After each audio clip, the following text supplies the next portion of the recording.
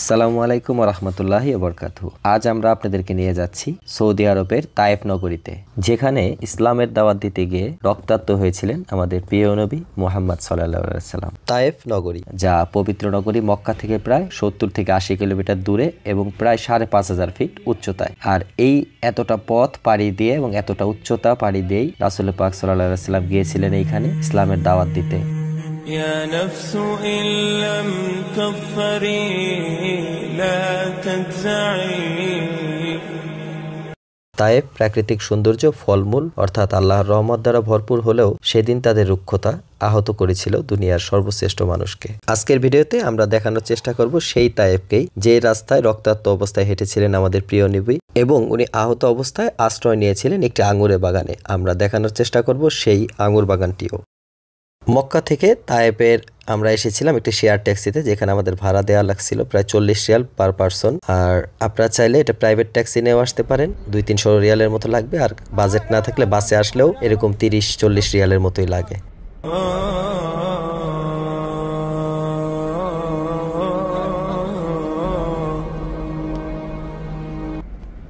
শুষ্ক পাহাড়ি রাস্তা, তারপরে সবুজ পথ, আন্ডারগ্রাউন্ড টানেল, এই সব কিছু পাড়ি দিয়ে আমরা প্রবেশ করেছি তায়েফ নগরীতে। তায়েফ নগরীতে প্রবেশ করে আমাদের টার্গেট ছিল মসজিদ আল আব্বাস দেখে তারপরে আমরা যাব সেই প্লেসে যেখানটা মূলত আমরা দেখতে এসেছি। আলহামদুলিল্লাহ, তায়েফ সফরের সর্বপ্রথমে আমরা পৌঁছে গেছি মসজিদ আল আব্বাস বা আব্বাসী মসজিদ নামে পরিচিত যেই মসজিদটি নামকরণ করা হয়েছিল রাসূল সাল্লাল্লাহু আলাইহি সাল্লামের চাচা আব্বাস ইবনে মুত্তালিব রাদিয়াল্লাহু আনহুর নামে। আমরা পৌঁছতে আসরের নামাজের টাইম হয়ে গেছিলো, তাই মসজিদটি দেখা এবং আসরের নামাজ দুইটার উদ্দেশ্যেই আমরা মসজিদে প্রবেশ করি এবং আমরা মসজিদে প্রবেশ করতে করতে এখানে আসরের নামাজের আজান দিয়ে দেয়।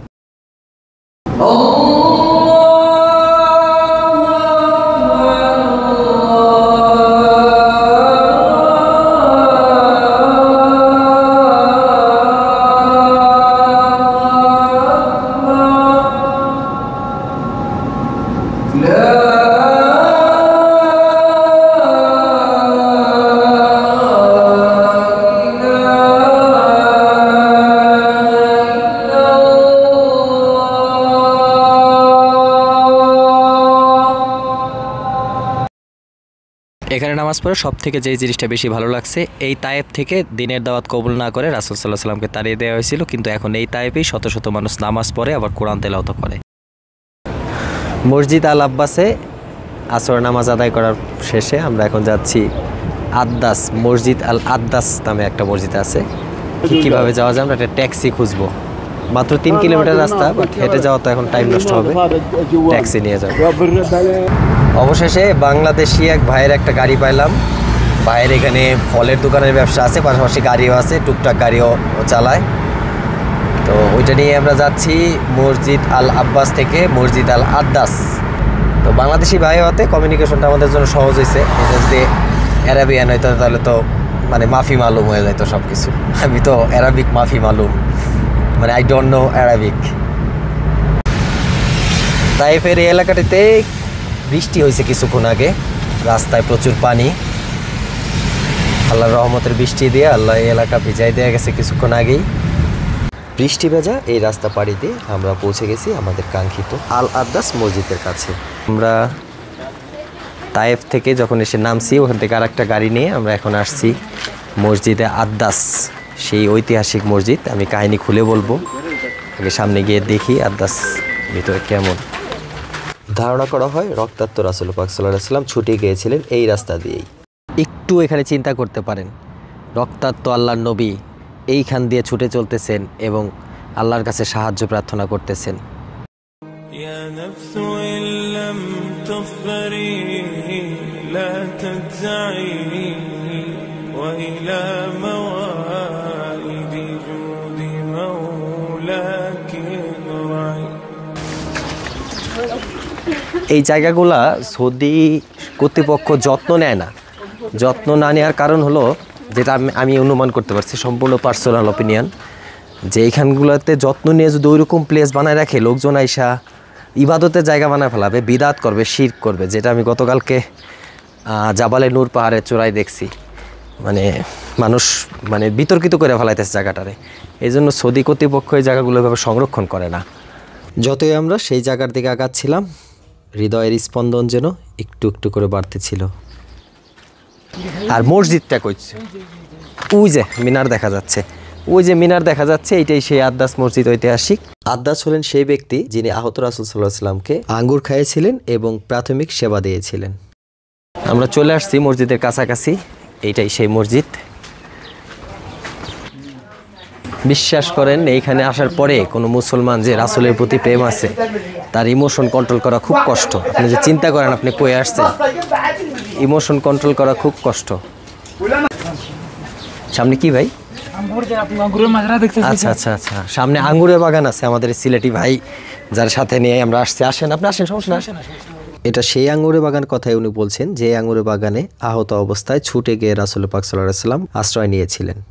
তাইফ সম্বন্ধে একটু ধারণা দেই। এখানকার ওয়েদার কিন্তু মারাত্মক, মানে খুব চমৎকার ওয়েদার, মানে বসন্তকালের মতো, না শীত না গরম। হ্যাঁ মসজিদ, যেটা বলতেছিলাম ওইটার ভিতরে আঙ্গুরের বাগান। আচ্ছা, আবহাওয়া নিয়ে যেটা বলতেছিলাম, এখানকার আবহাওয়াটা মানে খুবই দারুণ টেম্পারেচার, মানে অসাধারণ সব মিলে, না গরম লাগতেছে না শীত লাগতেছে। আসলে পাহাড়ের অনেক উপরে তো, আমরা এখন প্রায় ৬০০০ ফিট উপরে আছি। এখানকার ওয়েদার ভালো হওয়াটাই স্বাভাবিক। আঘাতপ্রাপ্ত আল্লাহ নবীকে যখন জিবরাইল আলাইহিস সালাম এসে বলল, আপনি হুকুম করুন আমি 2 পাহাড় দিয়ে চাপ দিয়ে এই নগরীকে ধ্বংস করে দিই, কিন্তু তখন আল্লাহ নবী উল্টো আরও এই তায়েববাসীর জন্য দোয়া করেছিলেন, আর সেই দোয়ার বরকত স্বরূপ এখন এখানকার আবহাওয়া এরকম। টাকা লাগলে টাকা দেবো, দেখেন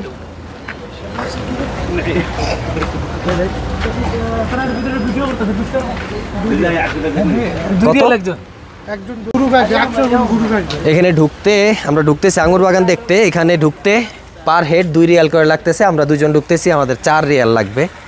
জায়গাটা সুন্দর, দারুণ সুন্দর। তো এখানে একটা কূপ আছে, দারুণ ফল ফ্রুটস ইয়া হয়, চাষাবাদ হয় এই ইয়াতে। এই যে আম গাছ, ডালিম গাছ, মানে এখানে ফল খুব পাওয়া যায় অ্যাভেলেবল।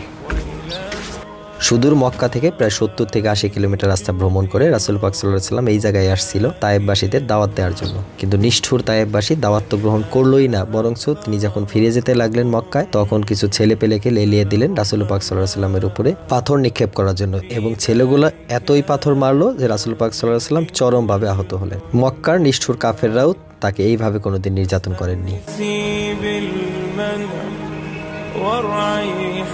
এই সেই আঙ্গুর বাগান। ধারণা করা হয় এখানটাতেই রাসূল পাক সাল্লাল্লাহু আলাইহি ওয়াসাল্লাম রক্তাক্ত অবস্থায় এসে আশ্রয় নিয়েছিলেন। এখান থেকে রাসূল পাক সাল্লাল্লাহু আলাইহি ওয়াসাল্লাম আল্লাহর কাছে দোয়া করেছিলেন, হে আল্লাহ, আমি আপনার কাছে অভিযোগ করতেছি, আমার দুর্বলতা, আমার কৌশলের অভাব এবং মানুষের কাছে আমার তুচ্ছ অবস্থানের।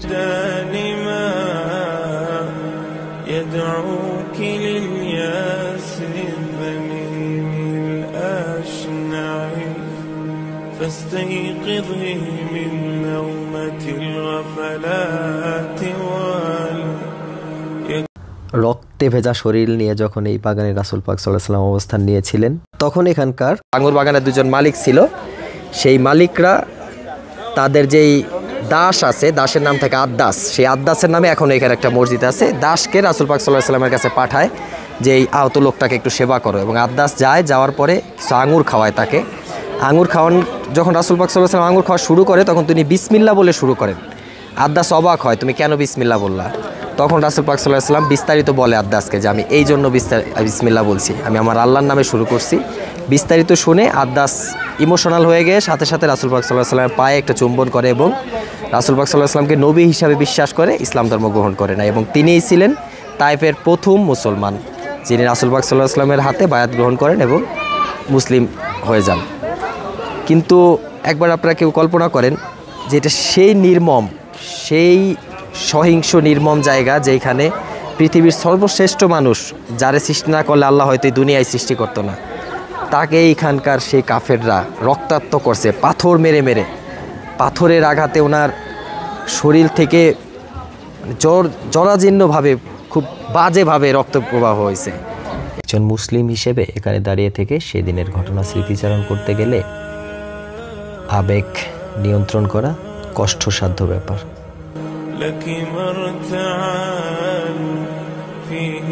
সে মক্কায় যখন থাকছে, মক্কায় ছিল তার সব থেকে বড় বড় শত্রুরা, আবু লাহাব, আবু জাহেলের মতো শত্রু তার মক্কায় ছিল। কিন্তু সেই মক্কাবাসীরাও তাকে কখনো সশরীরে এইভাবে আঘাত করে নাই, তারা অন্যভাবে তাকে অপমান করছে, গালিগালাজ করছে, গায়ে থুতু ছুঁড়ে মারছে, তার পিঠের উপরে নামাজরত অবস্থায় উটের নাড়ি ভুড়ি ফেলে দিছে, নানা ধরনের অপমানের কথা হাদিসে আসছে। কিন্তু এত বড় অপমান এবং সাথে সাথে আঘাত আর কেউ কোনোদিন তারে করে নাই।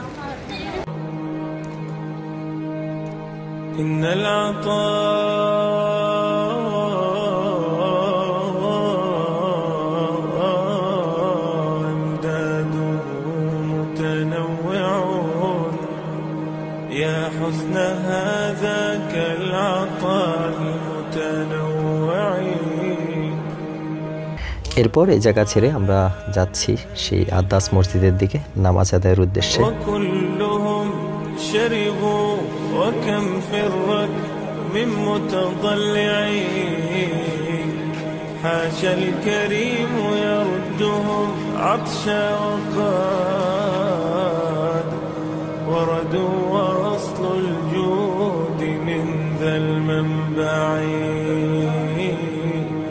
أصل الجود من ذا المنبع। এটাই আদাস রাদিয়াল্লাহু আনহু নামে প্রতিষ্ঠিত সেই মসজিদটি। وافر قدمته أمشي به يسعى معي। ফিরে যাওয়ার সময় হয়ে এলো, কিন্তু ফিরতে মন চাচ্ছিল না। শেষে বাংলাদেশে এক ভাইয়ের ঝালমুড়ি খেয়ে মনকে অনেক বুঝিয়ে আমরা ফেরার জন্য প্রস্তুতি নিলাম। এখন আমরা ফিরে যাব মক্কায়।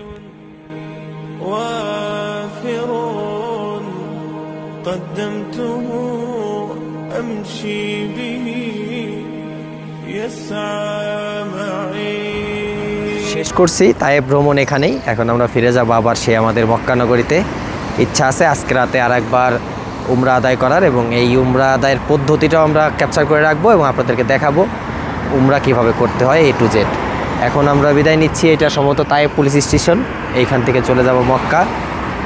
নেক্সট কোনো ভিডিওতে আবার দেখা হবে, ততক্ষণ পর্যন্ত ভালো থাকবেন। খোদা হাফেজ।